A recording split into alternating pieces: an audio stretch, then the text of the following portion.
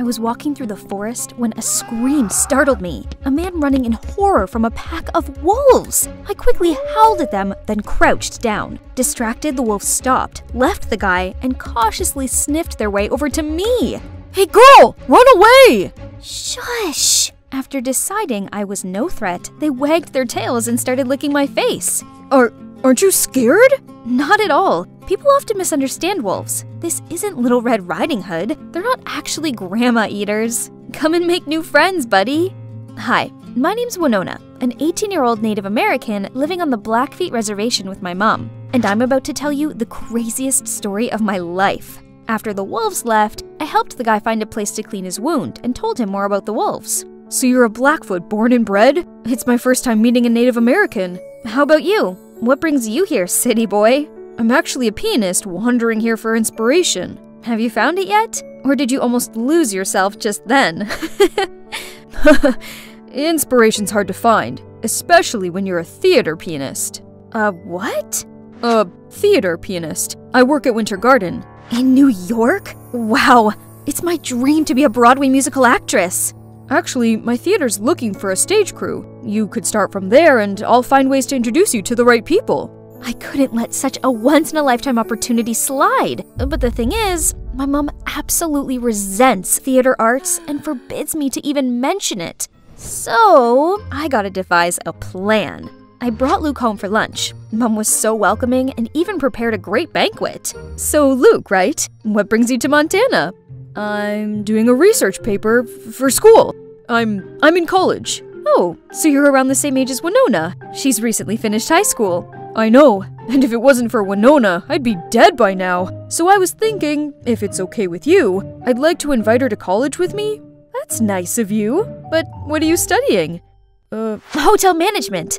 Mom, I thought I could give it a try too. But honey, you said you wanted to take a gap year. I just didn't want to try college alone. But now I've met Luke, it'll be different. Mrs. Ryder, I promise I'll take good care of her.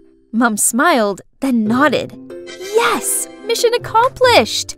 Oh man, look at how crazy the streets of New York are. Thankfully, Luke arranged a small place just a few blocks away from the theater for me. And the following day, he landed me a staff member job to get me used to the theater scene first. It's not easy, especially working for a grumpy director with a zillion demands. Hey, you!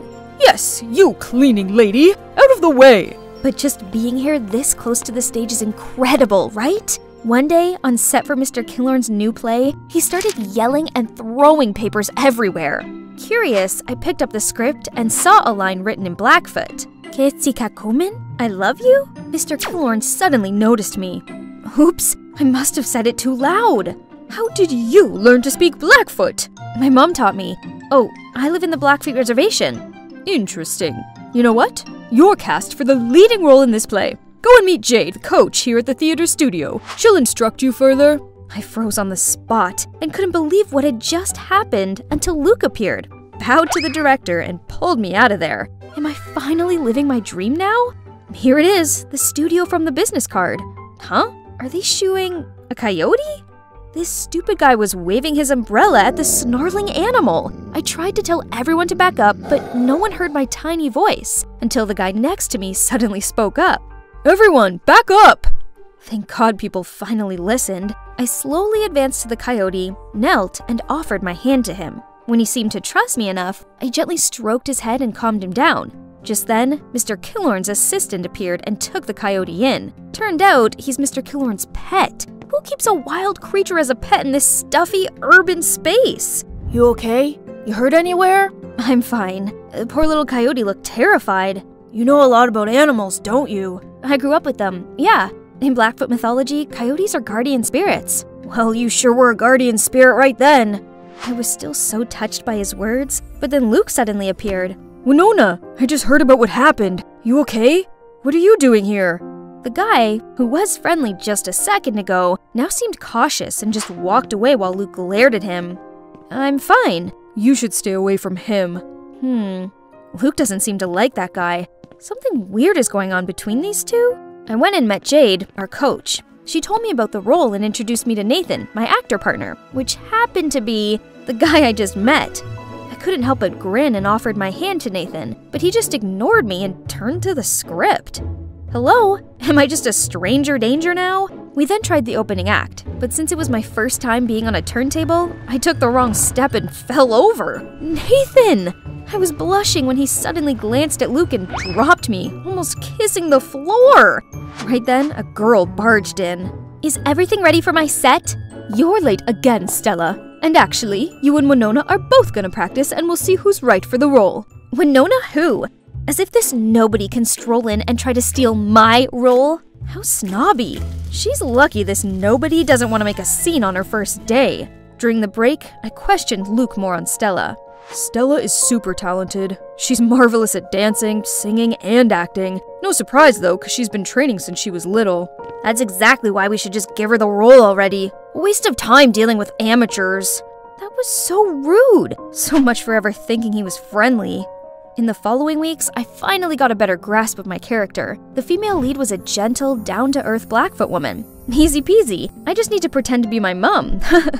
Only, my on-scene love interest Nathan was making things difficult. On stage, he refused to make eye contact with me, but he didn't have this trouble when he was up there with Stella. Every day I had lunch with Luke while Nathan and Stella were giggling in another corner, acting as if they were the most powerful couple here.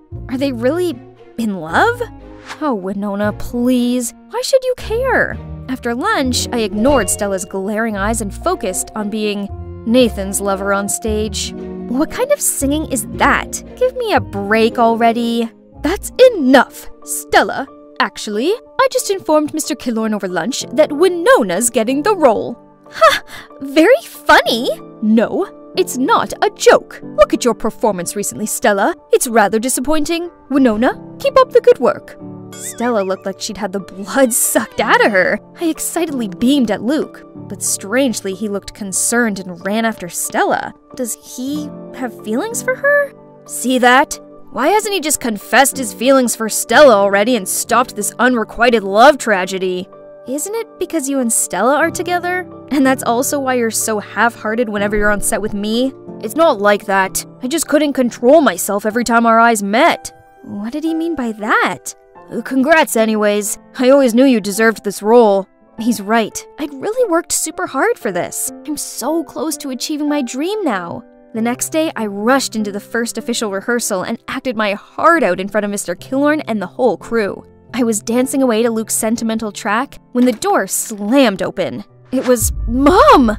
I can't believe you lied to me and came here to do these foolish antics. Oh no. Mr. Killorn turned pale while Jade gasped upon seeing Mum. I tried to tell Mum to let me finish the scene, but… Fine, be this way. Until you come to your senses, you're not my daughter anymore. Mum then stormed out of there. Mr. Killorn told everyone to take a break and also left. I stormed over to Luke and asked if he told my mum the truth. But right when he was stammering, Mr. Killorn came between us. I didn't know you had to lie to your mum to get here. Yeah, sadly. She knows about my acting dream, but she has always been so negative about it. Is that so? Well, you're doing a great job. Continue practicing for the play. And maybe take me to your mum sometime and I'll try and explain this to her. Encouraged by the director's feedback, the next day I confidently acted my part. Yet Jade seemed dissatisfied and criticized my movements, saying they were too rigid. Winona, I'm giving the role to Stella. You need more training. What? I'm not some toy you can throw back and forth. Was it all just a show to get me and her to pit against each other? What was that about? Why the change? You're not qualified. Go back to your mother. What has this to do with my mother? I didn't know what was going on, but I was sure of one thing.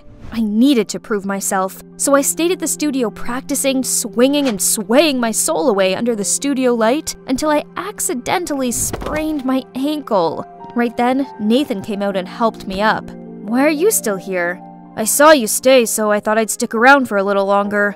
As he spoke, he gently pressed an ice bag on my ankle. I felt the butterflies flapping in my stomach, but suddenly remembered his attitude before and pushed him away, ready to stand up just to fall into his embrace again. You must think I'm so hot and cold, but I just didn't want Luke to misunderstand anything.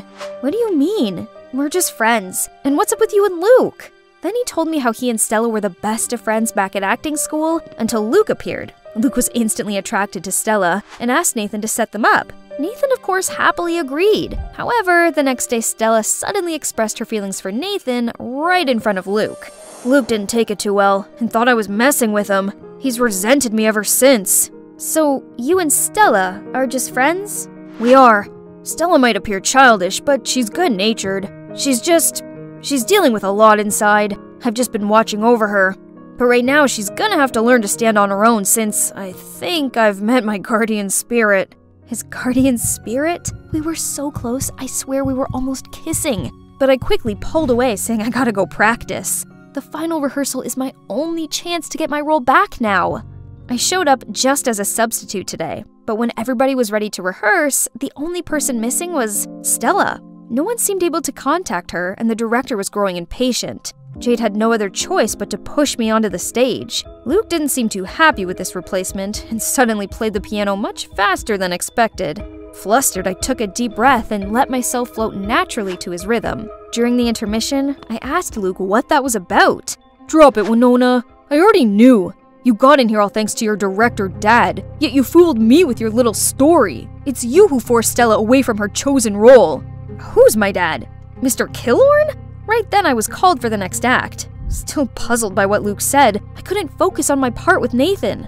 Suddenly I heard Nathan scream my name and leapt to push me to the side. I fell on the floor and saw the massive chandelier land on Nathan. Everybody rushed to check on us, and among the crowd came, Mom?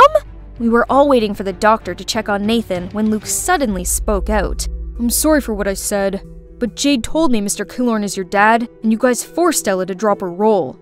Mr. Killorn and I both gave Mom astounded eyes. Winona's my daughter? That's right, Andrew.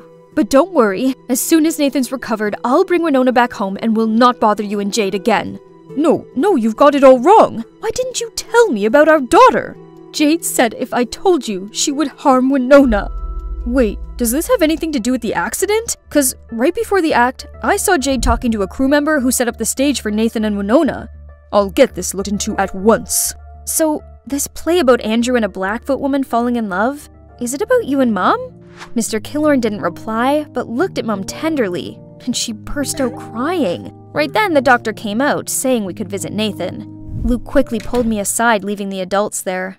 How are you feeling? Any discomfort? You're not mad at me anymore? Yeah, sorry for being a jerk. It's alright, dude. Go find Stella before she leaves. She said she was sick of being thrown around. She's taking a leave to reassess a few things. But why me? Aren't you? We're just friends. How many times do I have to tell you? Luke didn't even wait for Nathan to finish and rushed out of there. I wished them a happy ending. And it's indeed happy endings all round. Not only for Luke and Stella, who are now officially an item, but also for Mom and Mr. Killorn. Or should I say Dad? Our family has finally reunited. On the other hand, Jade vanished as soon as her schemes were out in the open. Turns out, all of this was because she'd been in love with my dad for years. So back when Mom was dating Dad, she told her lies about him to get her to leave. Furious that both Mom and I were back, she decided to make us go for good. Dad helped me get a spot in the theater academy in New York, but he misses Mom lots, so always makes excuses to bring me and Nathan back to Montana. You guys need more inspiration, right? New York's just all hustle and bustle. So, how about we move the studio back here? Nathan, what do you think? I don't know, but wherever you are, that's where I'll be.